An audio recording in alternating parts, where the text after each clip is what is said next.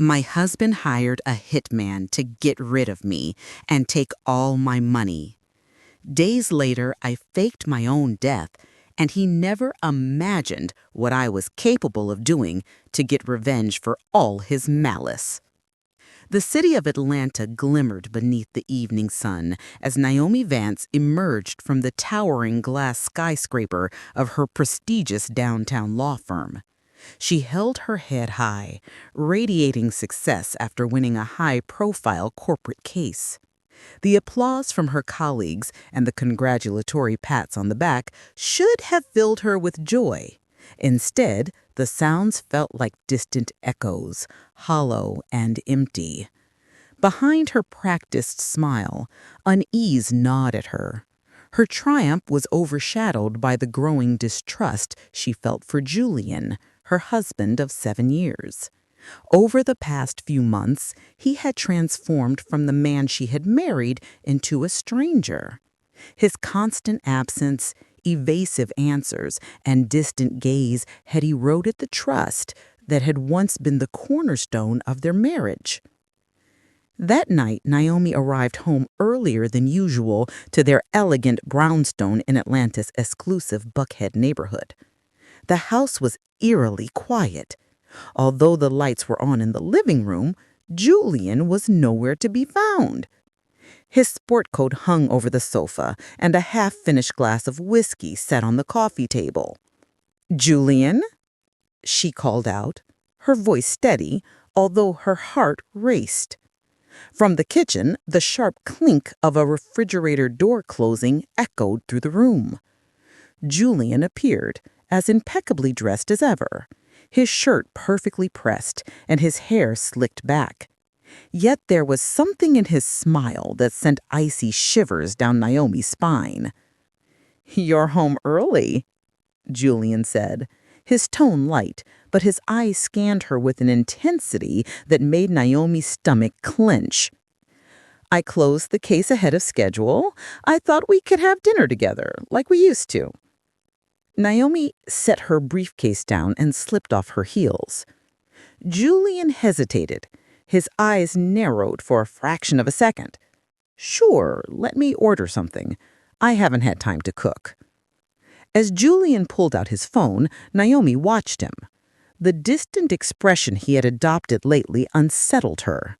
The tiny lies she had caught, his unexplained absences, and the erosion of their intimacy had left her feeling isolated. They ate takeout sushi in front of the television. Naomi attempted to break the ice. "How is the Onyx Lounge? Busy lately?" she asked, pretending indifference. Julian didn't look up from his plate. "It's fine. People never stop going out. There's always something to celebrate." "I'm glad to hear that. You've been so busy lately, I barely see you." For the briefest moment, Julian glanced up. A flicker of irritation crossed his face before it was quickly masked with a smile. "You know how it is. I work hard now so we can be comfortable later." Naomi nodded, but her mind screamed otherwise. Dinner ended in an uncomfortable silence. When Julian retreated to the bedroom, Naomi remained in the living room with her laptop, allegedly checking emails. Her curiosity had grown too large to ignore. Julian's phone lay neglected on the table. She knew the passcode. There was a time when they shared everything without hesitation. Her hands trembled as she unlocked the screen. Scrolling through recent messages, her eyes locked onto a contact labeled Must and named C. Her breath caught in her throat. Tomorrow? What did this mean? The message was vague, yet the menace laced within it was undeniable. Julian had never been secretive. She had always believed they were an open book. She snapped the phone closed the second she heard his footsteps returning. "Still working?" he asked, his tone sharp, almost accusatory. "Just a few things to review," Naomi lied, slamming her laptop shut. Julian nodded and returned to the bedroom without another word. Naomi sat frozen. The illusion of her marriage was shattering. A pervasive sensation of being watched consumed her. Every shadow in the room seemed threatening. Days later, the tension escalated when Naomi and Julian attended a dinner with close friends. On the outside, everything appeared flawless. Julian was charming, attentive, and engaging. Their friends praised their perfect partnership. However, Naomi didn't miss how Julian avoided direct eye contact with her. Chloe, Naomi's best friend, noticed the shift. Using a moment alone in the restroom, she whispered, "Naomi, is everything all right? You've seemed distant all night." "I'm fine, just tired from work," Naomi replied, forcing a smile. Chloe studied her. "You know you can tell me anything, right? I'm always here for you." "I know, Chloe, thank you." When the evening ended, Julian insisted on staying behind to discuss club matters with Marcus, a man he had recently started associating with. Naomi waited in the car. Through the windshield, she watched Julian and Marcus speak in hushed tones. Before Marcus left, he handed Julian an envelope which Julian swiftly tucked into his inner jacket pocket. On the drive home, Naomi couldn't contain her anxiety. "What were you discussing with Marcus?"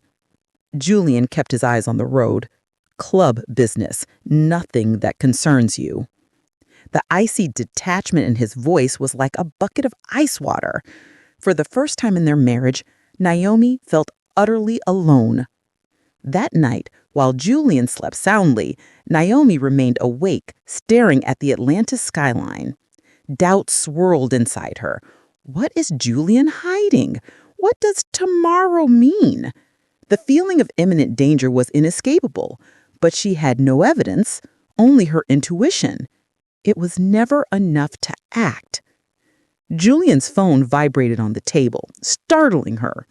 This time she didn't hesitate. She picked it up. Another message from SIC. Fear and confusion crashed over her. She decided not to confront him, at least not yet. She needed more information. Deep down, the horrifying truth was beginning to surface. Julian was no longer the man she married. He was an enigma, and every step forward plunged her deeper into danger. The next morning, the persistent alarm clock blared, but Naomi was already awake. She had spent the night in restless vigilance. Every time she closed her eyes, P's message echoed in her mind. She glanced at Julian, sleeping peacefully beside her. His calm expression only highlighted the storm inside her. The trust she once had in him had crumbled. Naomi knew she had to act, but one misstep could cost her everything, even her life. At the office, her assistant, Eliana, noticed her distraction. "You look like you didn't sleep. Everything okay at home?" "Just work stress. Nothing unusual," Naomi replied, her voice forced. Eliana nodded and left, but Naomi's anxiety spiked. Was it that obvious? Could Julian notice I'm suspicious? After hours of pretending to work, Naomi made a decisive move. She contacted Darius Stone, a discreet private investigator she knew through her legal network. "I need your help.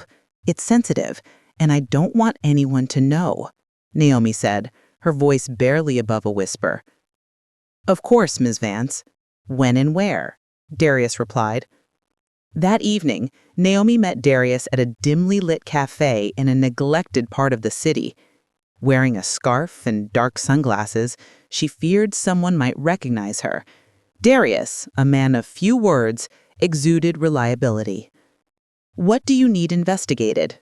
he asked, pulling out a notebook. "It's my husband. I believe he is planning something against me. He's been acting strangely and receiving suspicious messages. I need to know who he meets and what he does when he's away from home." Darius nodded seriously. "I will do my best to uncover the truth. Just understand, the reality may be darker than you anticipate." A shiver ran down Naomi's spine. Days later, Darius delivered his initial report. Naomi locked her office door before opening the envelope. Inside were photographs of Julian meeting a burly man with facial scars, Duke Miller, in an alley behind the Onyx Lounge. The images showed them shaking hands firmly, as if sealing a deal. Alongside the photos was a dossier. Duke had ties to the Shadow Syndicate, an organized crime network notorious for extortion and disappearances. Duke had previously been charged with kidnapping, although he was never convicted due to insufficient evidence. Naomi's heart stopped. Why would Julian meet with someone like Duke Miller? She called Darius immediately.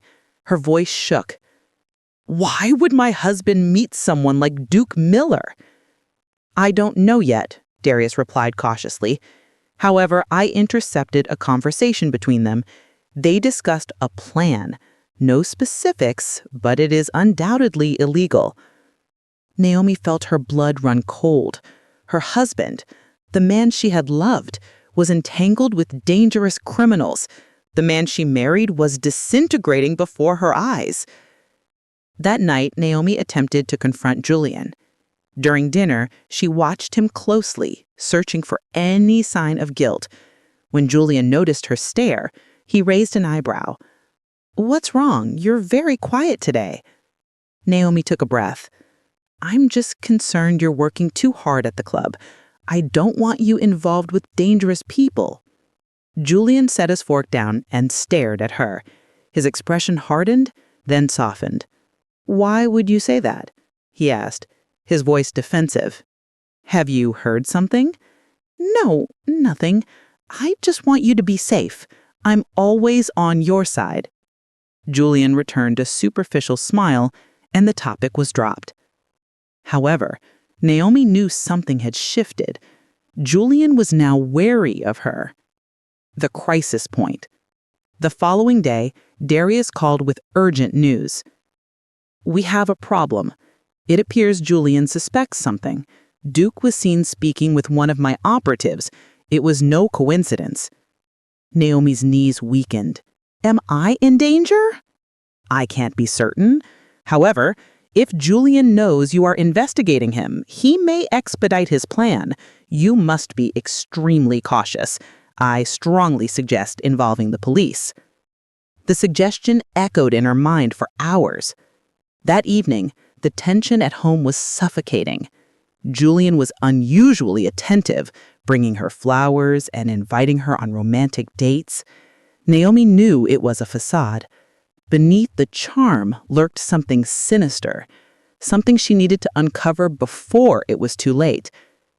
While reviewing Darius's files again, Naomi noticed something she had missed.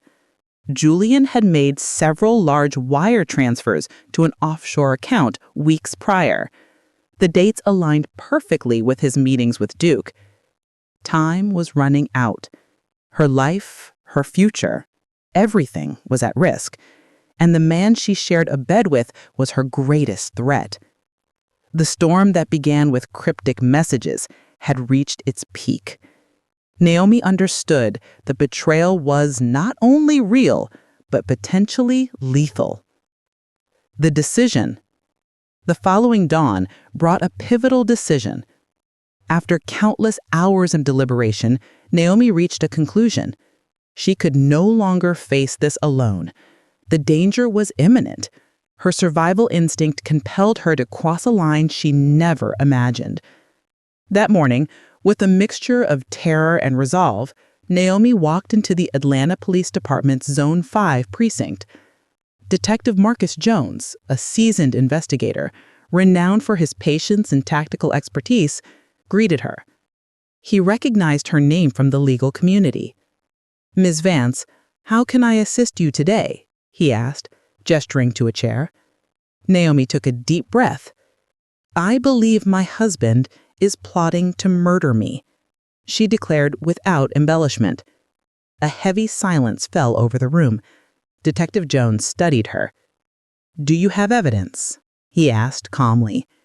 Naomi opened her bag and placed Darius's report, the photographs, the messages, and bank statements on his desk, Detective Jones reviewed the documents meticulously. This is serious. If true, we must proceed with extreme caution. One wrong move, and he will vanish. Are you prepared to cooperate fully? I will do whatever is necessary to stop him, Naomi replied, her voice trembling. But I need assurances of my safety. I don't know what he may do if he discovers I know. Detective Jones nodded. We will protect you. Let's formulate a plan. That afternoon, the operation began. The priority was to gather irrefutable evidence. The team decided to infiltrate an informant, Leon Leo Walker, into Duke's circle. Leon, with his rugged appearance and ability to gain the trust of dangerous men, was the perfect choice. Weeks later, Leon delivered the first recordings. In a clandestine conversation, Julian and Duke spoke openly about their scheme. Everything is prepared. We only need her to adhere to the routine. She is too oblivious. Duke, are you confident there won't be complications? I don't want any unforeseen issues. Julian, trust me. Everything will unfold as planned. When everyone discovers, it will be too late. Naomi listened to the recording in Detective Jones's office, her hands clenched into fists. Every word was a blade piercing the image of Julian she had cherished. She felt a whirlwind of terror, fury, and profound sorrow. The man who had vowed eternal love was discussing her life as an obstacle to be eliminated. Is this sufficient to initiate the operation? Detective Jones inquired, turning off the recorder. But I must warn you, it will be hazardous. Are you certain you wish to continue? Naomi looked up, her eyes brimming with determination. There is no turning back. If we don't stop him now, he will succeed. A new challenge emerged. The team proposed that Naomi should participate directly in the operation. The strategy involved recording a conversation between her and Julian, subtly prompting him to disclose further details of his plot. Detective Jones acknowledged the risk, but recognized it as the most effective method to acquire a direct confession. Naomi was terrified at the thought of confronting Julian, knowing his intentions. However, when she recalled the recordings, her fear transformed into rage. He viewed her as disposable, an obstacle to be eliminated. She refused to allow it. The night of the operation. That evening, when Julian returned home, Naomi greeted him with a natural smile. The police had concealed a microphone within her necklace. Every utterance would be transmitted in real time to Detective Jones's team. I've missed you, Julian. It feels like we've been so distant lately, Naomi said as she poured 2 glasses of wine. Julian appeared unsettled by her approach, but settled on the sofa and accepted the glass. I've been swamped with work. You know how it is, he replied nonchalantly. Sometimes I question if it's worth all the effort. So many hours away from us? I simply want us to be like we were before. Julian regarded her with a blend of wariness and something more sinister. After a brief silence, he replied, We are fine, Naomi. There's nothing to fret about. His tone lacked warmth. Naomi's heart pounded, but she maintained her composure. I just want you to know that I trust you, always. No matter what transpires, I am here for you. The words carried a double meaning that Julian did not overlook. He remained silent for a moment, his gaze intense, as if trying to decipher her true motives. When they ascended to the bedroom, Julian embraced her tighter than usual. Naomi felt an icy sensation traverse her body, but she did not withdraw. She knew that every passing second was a perilous gamble, and the slightest display of vulnerability could jeopardize the entire plan. Naomi knew the worst was yet to come, but she was prepared to confront it. Her life no longer belonged solely to her. It was now entangled in a larger battle, a fight for survival and the reclamation of her freedom. The trap is set. Hours later, Naomi and Detective Jones's squad assembled in an abandoned warehouse on the Atlanta outskirts. Flashlights barely illuminated the dim space as the technical team scrutinized cameras, prostheses, and recording devices. Detective Jones, with a stern expression, reviewed the operation's details. "We need this to resemble an authentic accident. The key element will be Julian's reaction. Should he respond as anticipated, we will possess ample evidence to apprehend him." Naomi stood beside the table, nodding with clenched jaws. Every detail reinforced the surreal nature of her predicament. She was no longer solely the victim. She had become an essential component in a trap designed to expose the man she once loved. The warehouse was meticulously transformed into a scene of devastation. Special effects artists applied artificial lacerations and blood on Naomi's body. As she viewed her reflection in a shattered mirror, her hands trembled. "Is this essential?" the technician inquired, refraining the details on her skin. His tone was clinical, yet his inquiry failed to alleviate her anxiety. Naomi inhaled deeply and averted her gaze. She refused to behold herself as a victim, not whilst she was fighting to preserve her strength. The strategy was simple in conception, yet fraught with peril. The operation would occur on a sparsely traveled road near the city. The police would orchestrate a car accident involving only Naomi. A wrecked vehicle, skid marks on the asphalt, and an unconscious body. Everything needed to be convincing. The team executed the plan with precision, installing concealed cameras in the vicinity. Naomi lay on the ground, covered with a sheet, whilst technicians executed the final adjustments. Detective Jones crouched beside her. "Are you certain about this? We can still abort." "There is no alternative. This must succeed," Naomi responded. Although her voice quivered slightly, Detective Jones nodded and arose. Naomi shut her eyes, attempting to regulate her respiration. She could hear distant traffic noises and the team's murmurs. Each second felt like an eternity. When everything was prepared, Detective Jones made an anonymous call to the Onyx Lounge where Julian worked. The message was unambiguous. "Naomi has been in a severe accident. She is in critical condition." Julian's reaction would be the linchpin. If he was genuinely implicated in a scheme against her, his response would betray him. From a nearby van, the police team monitored the cameras. Naomi, still prone on the ground, possessed a minute concealed microphone to capture any dialogue nearby. Detective Jones observed the screens with a furrowed brow, anticipating Julian's arrival. Julian's vehicle screeched to a halt midway on the road. He leapt out, but instead of rushing towards the purported accident site, he paused several feet away, surveying the scene. His expression was inscrutable. There was no urgency or authentic concern, only detached composure. "So I didn't need to raise a finger after all," he murmured, his voice captured by the microphones. The team in the van held their breath. Julian gradually approached Naomi's body, his footsteps echoing in the stillness of the night. "I suppose it's too late now," he uttered with a sinister grin. His words were like a blade slicing through the air. He retrieved his phone and dialed the number. "P, it's completed. It wasn't according to plan, but it yielded superior results. Now it's a merely matter of time before matters settle and we can advance." In the van, Detective Jones gestured to his agents. It was sufficient. The audio and visual recordings confirmed their suspicions. Julian exhibited no remorse. Instead, he seemed to be celebrating. The agents swiftly surrounded Julian before he could react.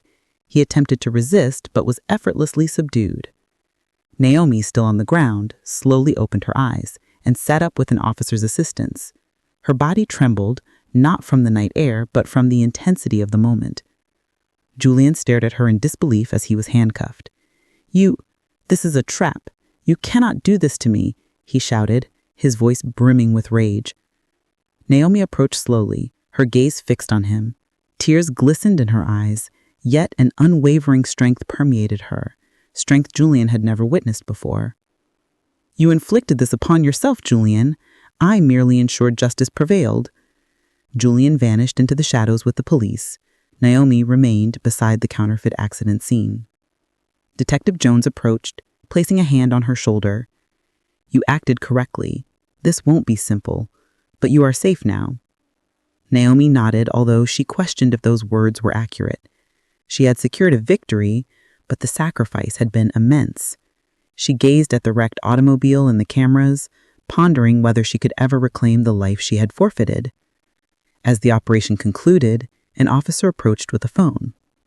"Naomi, you ought to hear this." It was a voicemail from Duke. His tone was derisive, almost as if he recognized they were documenting him. "You believe it is ended. This is merely the commencement. Julian wasn't solitary, and neither shall you be." Silence enveloped the group. Detective Jones frowned. "This is far from over. We must prepare for what lies ahead."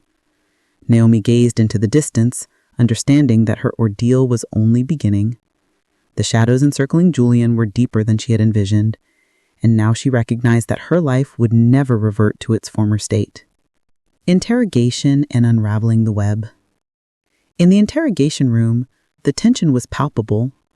Julian sat across the table, handcuffed, staring at the floor. His expression fluctuated between restrained fury and icy indifference. Behind the one-way mirror, Naomi observed the scene alongside Detective Jones. Despite knowing she was secure, Julian's presence a few feet away instilled a visceral fear she struggled to manage. "We need him to speak, but it won't be easy effort," Detective Jones murmured, crossing his arms whilst watching Julian through the glass. "He is intelligent and aware that anything he utters may be utilized against him. I am familiar with him. He will portray the innocent man, the betrayed spouse, but we know his true nature." Naomi replied, her voice resolute despite the turmoil within. Detective Jones nodded before entering the room, leaving Naomi behind the glass. She recognized this moment would be decisive, yet it did not make it any less distressing. Her hands trembled slightly as she clenched her fists, attempting to regulate the amalgamation of emotions threatening to overwhelm her. Inside the room, Detective Jones positioned a recorder on the table and sat opposite Julian. "So, Julian, would you care to elucidate why you were celebrating your wife's demise instead of expressing concern?" Julian slowly lifted his gaze, offering a smile that failed to reach his eyes. "I do not know what you refer to.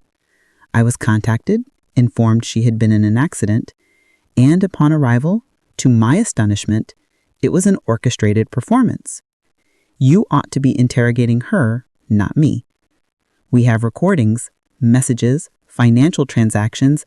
Everything indicates you plan to eradicate Naomi, and you were not alone." Julian leaned forward, his voice hushed and laced with malice. "Circumstantial evidence. Nothing that a competent attorney cannot refute. Regarding my accomplices, I have no idea what you are talking about. Perhaps you should investigate among those Naomi trusts. Maybe she is not as innocent as she wishes to appear." Detective Jones retained his composure, but behind the glass, Naomi's heart pounded vigorously. Julian's manipulation was calculated, and his capacity to distort the narrative was terrifying.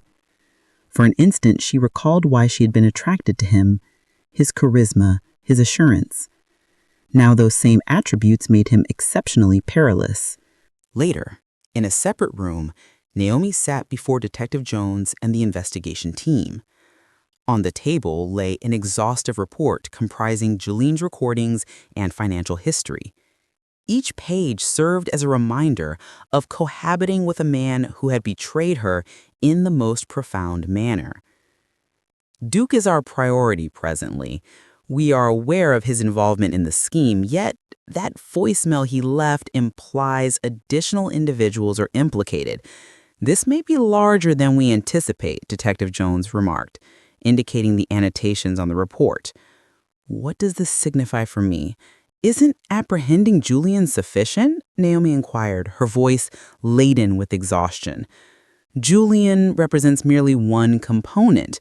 If Duke possesses further allies, they may attempt something against you. We must guarantee your safety whilst we persist with the investigation."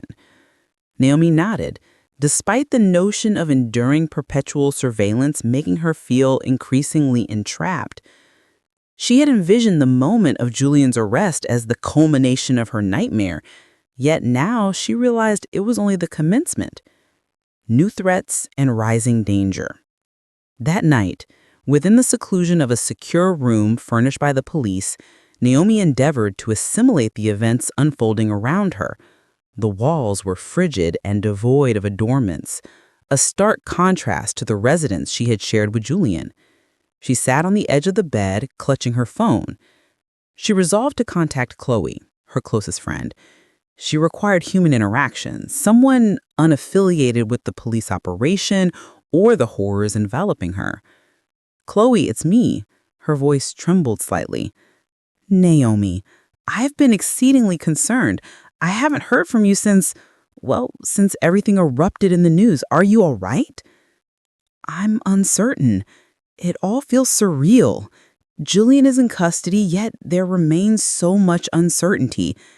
Everything I believe I understood about my life, about him, has collapsed." Chloe paused before responding, her tone laden with concern. "You are more resilient than you perceive, Naomi. You have endured all of this, and you are not solitary. Do not permit him or anyone else to make you feel otherwise." Chloe's words offered fleeting solace, but the looming threat persisted. She terminated the call and reclined on the bed, closing her eyes firmly. Despite being encircled by secure walls, she felt more exposed than ever. The next day introduced an unforeseen complication. Detective Jones summoned Naomi to the precinct to exhibit her a novel recording. Leon, the informant who had infiltrated Duke's circle, had documented a pivotal conversation. They're attempting to conclude what Julian was unable to accomplish. They intend to eliminate her permanently before her testimony, Detective Jones announced, his tone graver than usual. "Why? Julian is already apprehended. What additional objectives do they pursue?" Naomi questioned, her voice brimming with incredulity. "This transcends you. It appears there are additional illicit ventures at stake, and your testimony could expose them all. For them, you are an obstacle that must be eradicated." Detective Jones's words struck Naomi like a frigid gust. She was not merely confronting Julian, but an entire network of individuals prepared to go to any lengths to suppress their interests. Fear and rage intermingled. Yet, instead of paralyzing her, it ignited a profound determination to endure and bring them all to justice. "We will allocate every resource needed to protect you, but this means things might get quite more perilous before resolution," Detective Jones asserted, gazing directly at her. "I am indifferent to the cost. I will not permit them to silence me. They manipulated me, now I will manipulate them," Naomi declared with an intensity that even surprised the detective. The conflict had not concluded. It was merely commencing. The final confrontation. Rain lashed violently against the precinct windows. Inside, the atmosphere was charged with tension. Naomi sat in a conference room, encircled by a squad of officers examining the details of the next phase of the operation. The intelligence obtained from Leon had altered the dynamics. It was no longer solely about prosecuting Julian, but dismantling the comprehensive network. Detective Jones arose from his chair and traversed the room with resolute strides. His gaze settled on Naomi, who was staring at him, seeking some assurance that all this would conclude promptly. "Naomi, here is our strategy," Detective Jones announced gravely. "Leon has supplied us with critical intelligence regarding the venue of a gathering among Duke and the remainder of his associates. It will occur at a warehouse situated outside the city. We believe they intend to deliberate on how to eliminate you and ensure Julian remains silent. Naomi swallowed difficultly. Every time she heard the term eliminate, a part of her fractured, but she could not exhibit vulnerability, not while she was on the brink of confronting those who had endeavored to obliterate her. "What do you need from me?" she inquired, her voice resolved despite the anxiety consuming her. Detective Jones shook his head. "I do not desire for you to be present at that assembly. It is too hazardous. This is my issue. I am not going to sit idle by while others endanger their lives for an issue I initiated," Naomi responded, rising from her chair. The room fell silent. Detective Jones observed her with a mixture of admiration and apprehension. He recognized debating with her would be futile. "Very well, but this is non-negotiable. You will remain under our immediate protection, and if any complication arises, your safety is our foremost concern." That night, the squad readied themselves for the operation. Within a concealed vehicle, Naomi and Detective Jones awaited at a secure distance from the warehouse. From their vantage point, they could discern the flickering illumination and figures entering and leaving the structure. Leon was already inside, furnished with a concealed microphone transmitting everything in real time. "They're present. Duke has arrived accompanied by 2 other men," Leon reported via the radio. His voice sounded composed, but Naomi knew that each word was laden with peril. From the vehicle, Naomi listened intently to the dialogue. Duke was speaking, and his tone was as cold as she had envisioned. "We can't take any risks.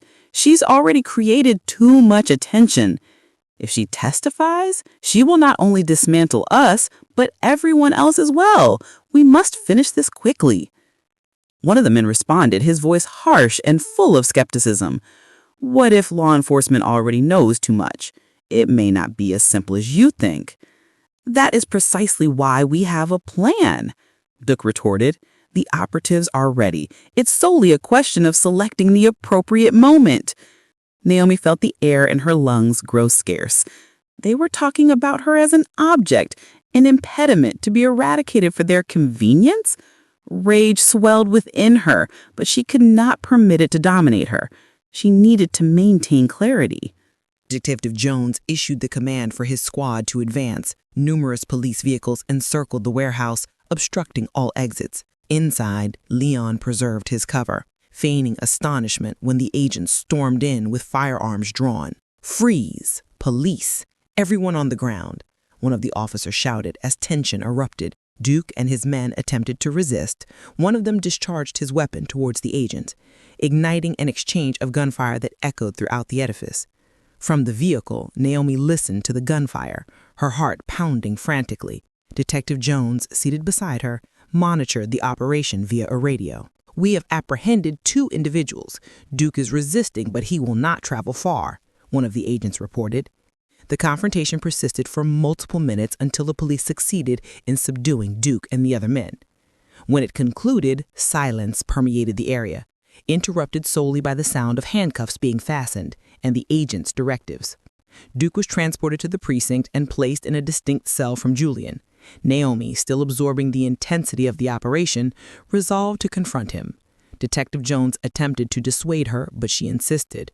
She required to encounter him face to face to comprehend the nature of the monster who had conspired against her life. When Naomi entered the interrogation room, Duke regarded her with a derisive smile. No remorse was evident on his face, only contempt. "The little princess believes she is formidable now," Duke remarked sarcastically. "You believe that because you have apprehended Julian and myself, this is concluded? You have no conception of what you have initiated." "I am fully aware of what I have initiated, and I also comprehend that you and your allies will be held accountable for all the harm you have inflicted," Naomi replied with a resolve that even surprised Detective Jones, who was observing from outside. "Allies?" Duke sneered. "Do you believe this concerns solely me and Julian? There exist individuals of far greater influence, individuals who would not hesitate to obliterate you if you persist in probing where you ought not to." Naomi stared at him, allowing his words to penetrate. She would not permit Duke to intimidate her. "Then they shall also fall, for I will not cease until everything is unveiled," she asserted, before rising and departing the room. That evening, as Naomi returned to her secure room, the sensation of danger had not dissipated.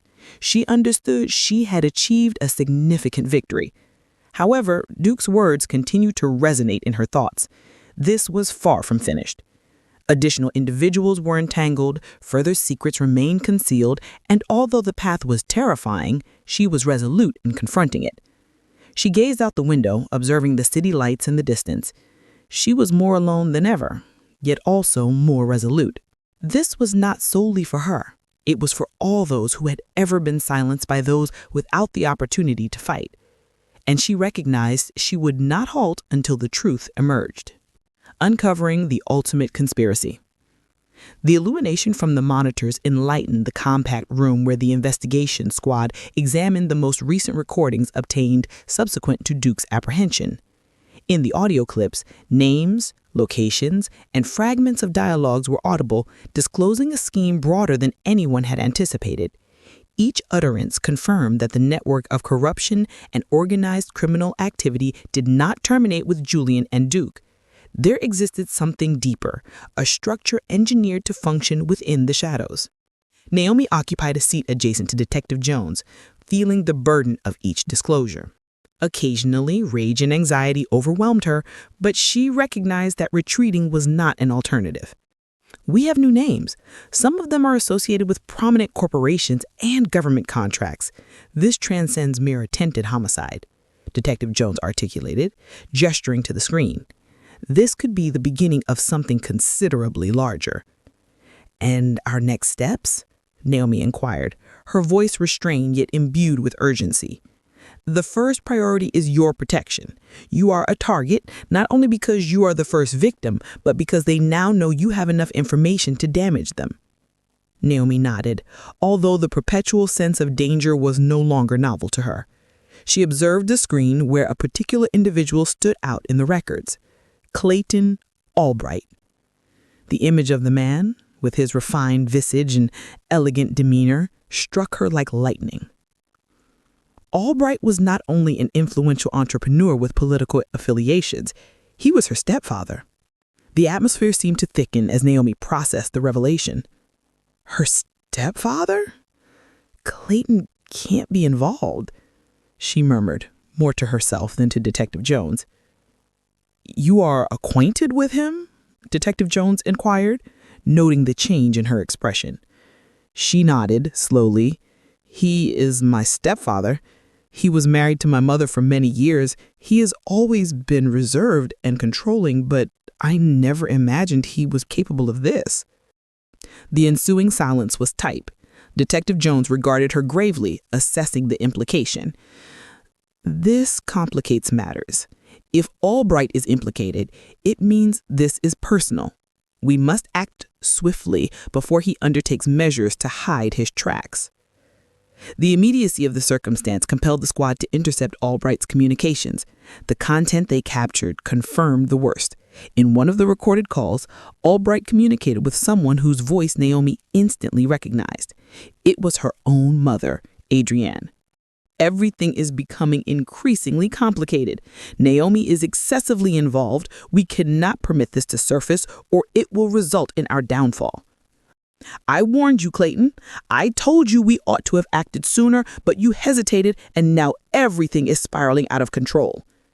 We can still rectify this. If we succeed in eliminating her before she testifies, everything will stabilize. Julian is already out of the equation. She is the sole impediment. Naomi averted her gaze from the screen, unable to continue listening. Detective Jones placed a hand on her shoulder. I understand this is substantial, but we require you to remain steadfast. What they have just articulated is adequate to incriminate them both. We will proceed, but it will be dangerous. My mother. We will stop them. This does not concern them. It concerns everything you have endured. We will not permit this to remain unpunished. That night, the squad organized a raid on Albright's mansion, where they anticipated he still retained incriminating documentation. The operation was laden with tension, not only because of the magnitude of the case, but also due to the personal ramifications for Naomi. She remained in a nearby van, observing via real-time cameras. When the agents breached the property, they discovered Albright and her mother engaged in an intense dispute. Papers were dispersed across a table, illustrating contracts, transactions, and a network of unlawful activities. "This is an error. You possess nothing against me," Albright yelled as the agents handcuffed him. "And what will you do regarding her? Arrest a mother for shielding her daughter?" her mother remarked with a bitter smile, gesturing towards the police. From the van, Naomi witnessed the heartbreaking scenario. Detective Jones inquired if she wished to enter, but she shook her head. "I cannot face her now. I cannot confront her." Hours later, at the precinct, Albright and her mother were confined to separate cells. Naomi, despite being emotionally drained, chose to confront her mother. She gradually approached the interrogation room where her mother was seated, handcuffed, exhibiting a weary expression. "Why?" Naomi queried, her voice fracturing. Her mother lifted her gaze, her eyes displaying a mixture of sorrow and frigidity. "I acted as I deemed necessary. Clayton vowed we would be secure, that you would be secure. I never envisioned it would escalate to this extent." "Secure? You intended to annihilate me," Naomi riposted, her words brimming with rage.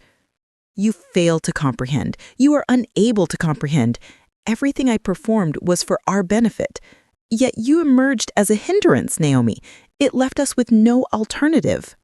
Naomi's tears streamed down her cheeks, yet she refused to cease. She observed her mother one final time before exiting the room, leaving behind a silence that felt perpetual. The trial and sentencing. That night, whilst the squad examined the confiscated documents, Detective Jones approached Naomi and presented her with a cup of coffee. "You achieved considerable progress today. This won't be effortless, but we are nearing the conclusion." Naomi nodded, although the words of solace barely pierced her anguish. She had lost her mother, not merely physically, but emotionally.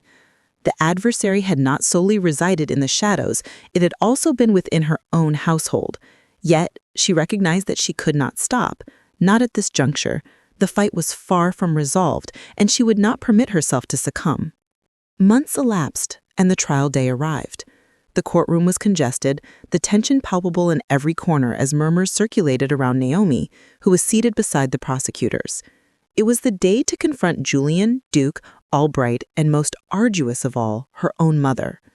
The mountain of evidence accumulated by the police, from the recordings to the confiscated documents, had transformed this case into a matter of national interest. Naomi, her hands clasped, observed as the judge assumed his seat. Facing her were the defendants, each exhibiting a distinct expression. Julian avoided her gaze, Duke displayed a mocking smile, and Albright maintained an expression of feigned serenity. Her mother, Adrienne, conversely, appeared as a ghost of her former self, with dulled eyes and her head bowed. The lead prosecutor initiated the case with vigor, delivering a comprehensive summary of the crimes: conspiracy to commit murder, corruption, money laundering, and manipulation of government contracts. Each word struck Naomi's heart with the force of a hammer, yet she remained resolute. This was her opportunity to reclaim dominion over her life. During the trial, the recordings of Julian and Duke were reproduced before the court. The voices of both men meticulously planning to eradicate Naomi resonated throughout the room. Julian maintained his gaze downward, whilst Duke seemed to relish the attention. Subsequently, it was the turn of the evidence implicating Albright in the corruption network. The financial transactions and unlawful contracts spoke for themselves. When it was her mother's turn, Naomi felt the atmosphere grow heavier. The prosecutor presented the telephone conversations that implicated her, illustrating how she had actively collaborated with Albright.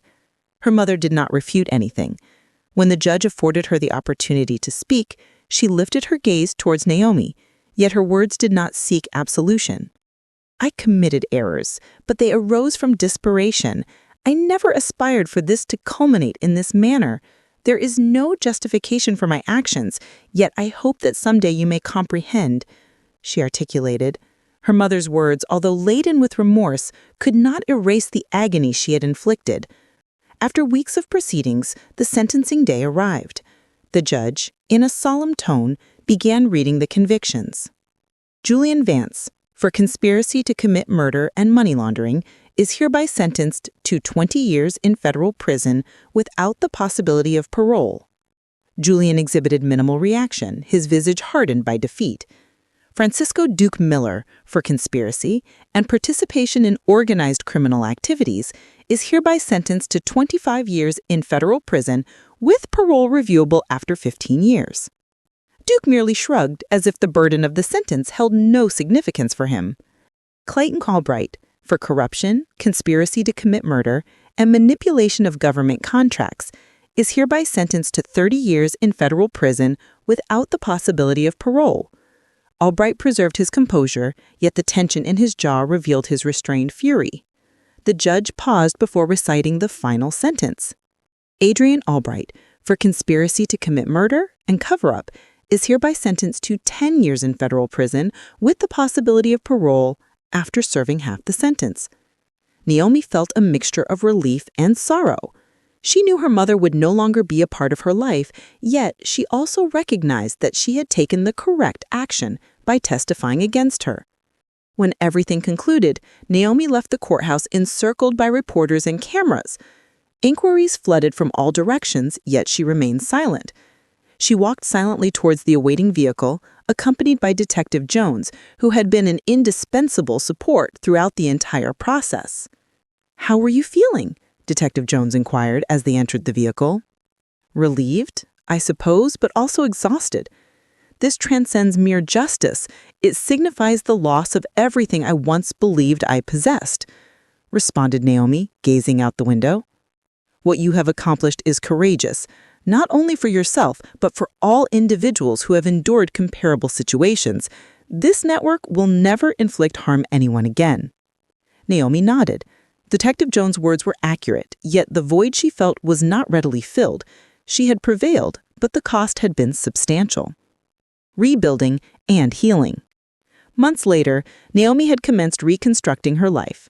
She had abandoned her career as a patent lawyer and initiated a foundation to help victims of conspiracies and abuse. Her experience had molded her into a strong and resilient advocate, a woman resolved in making an impact. One day, whilst arranging a charity event, she received a letter from prison. It was from her mother. She clutched it in her hands for several minutes before opening it.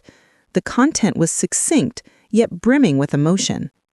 "Naomi, I recognize I possess no entitlement to ask anything from you, yet I want you to understand that I am remorseful. I want you to lead a fulfilling life, something I never mastered. I love you, despite being unworthy of it. Mom." Naomi closed the letter and placed it in a drawer. She remained uncertain if she was ready to forgive her, but she also understood that harboring hate would lead her nowhere. Internally, healing commenced. That evening, as she gazed at the city lights from her apartment window, Naomi experienced a peace she had not felt in months. She understood the struggle had ended. Her life would never remain the same, yet she was prepared to build something new, something better. And in that moment, for the first time, she felt she would succeed. Did you enjoy the story? Where are you listening from today? Share your thoughts in the comments. If you enjoyed the story, you can show your support by sending a super thanks. It helps me create more content like this. On the screen, you'll find 2 more incredible life stories. I highly recommend checking them out. Don't forget to subscribe to my channel for more thrilling tales. With love and respect.